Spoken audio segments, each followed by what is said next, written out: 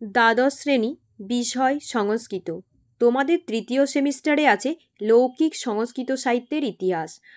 আমি আগের ভিডিওতে নাট্যকার ভাস এবং কবি কালিদাস থেকে ছোট প্রশ্ন ও উত্তর দিয়েছি, যেগুলো তোমাদের এমসিকিউ প্রশ্নের জন্য খুব ইম্পর্ট্যান্ট। আমি সেই ভিডিওর লিঙ্ক দুটি এই ভিডিওর ডেসক্রিপশন বক্সে দিয়ে দেবো। আজকে পড়াবো কবি ভবভূতি। তোমাদের পড়ানোর আগে বলে রাখি, তোমরা প্রত্যেকেই চ্যানেলের প্লেলিস্ট ফলো করবে এবং ডেসক্রিপশন বক্সটাও ফলো রাখবে। সেখানে তোমাদের এমসিকিউ প্রশ্নের লিঙ্ক দেওয়া থাকবে। ভবভূতির আত্মপরিচয় সম্বন্ধে কি জানা যায়? ভবভূতি ছিলেন কশ্যপ গোত্রীয় ব্রাহ্মণ ছিলেন। বিদর্ভের পদ্মপুরে তার জন্ম। তার বংশের উপাধি ছিল উদম্বুর। তার পিতার নাম নীলকণ্ঠ, পিতামহ ভট্টগোপাল। তার মাতার নাম ছিল জাতুকর্ণী। ভবভূতির প্রকৃত নাম ছিল শ্রীকণ্ঠ, কিন্তু তিনি ছিলেন শিবের উপাসক, এজন্য তিনি ভবভূতি আখ্যা লাভ করেন। তোমাদেরকে এই আত্মপরিচয়টা দিয়েছি এই কারণে যে এমসিকিউ প্রশ্নের জন্য তোমাদের কাজে লাগবে। তোমাদের এখান থেকে প্রশ্ন এলো ভবভূতির প্রকৃত নাম, 4টে অপশান দিয়ে দিবে, সঠিক উত্তরটা করতে হবে। তাহলে তোমাদেরকে ভবভূতি সম্বন্ধে জেনে রাখতে হবে। ভবভূতির প্রকৃত নাম হলো শ্রীকণ্ঠ।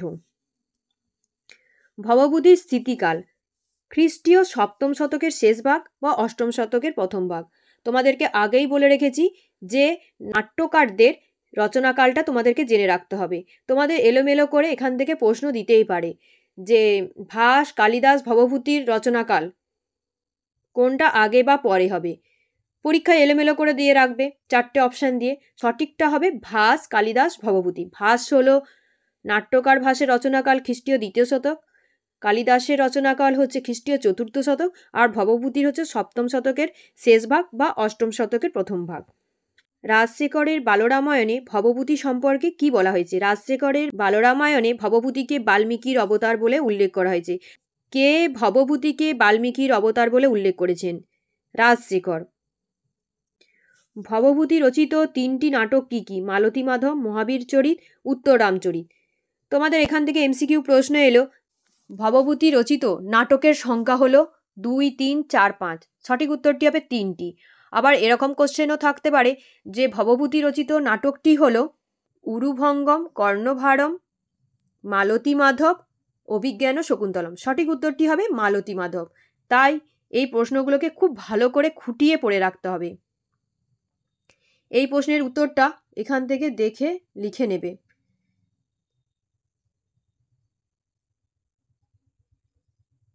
পুরোটাই লিখে নেবে এই কোশ্চেনগুলো।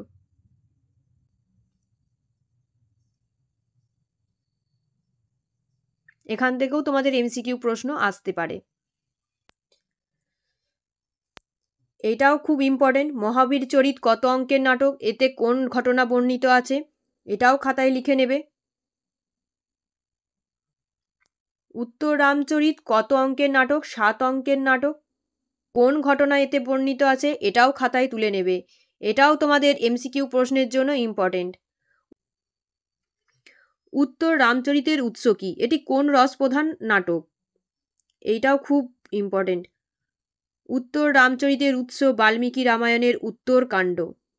উত্তর রামচরিত করুণ রসপ্রধান নাটক। ভবভূতির শ্রেষ্ঠ নাটক কোনটি? উত্তর রামচরিত হলো ভবভূতির শ্রেষ্ঠ নাটক। এটাও খুব ইম্পর্টেন্ট এই প্রশ্নটা। ভবভূতির নাটকের বৈশিষ্ট্য হলো তিনি তার কোনো রচনাতেই বিদূষক চরিত্র রাখেননি। তোমাদের এখান থেকে এমসিকিউ প্রশ্ন আসতে পারে যে কোন নাট্যকারের রচনাতে বিদূষক দেখা যায় না? ভাস, কালিদাস, ভবভূতি, আর্যভট্ট। সঠিক উত্তরটি হবে ভবভূতি। এটা মনে রাখবে। তোমরা ভিডিওটাকে পজ করে করে প্রশ্নগুলো আর উত্তরগুলো লিখে নেবে। তোমাদের প্রত্যেকটা প্রশ্নই এমসিকিউ প্রশ্নের জন্য ইম্পর্ট্যান্ট।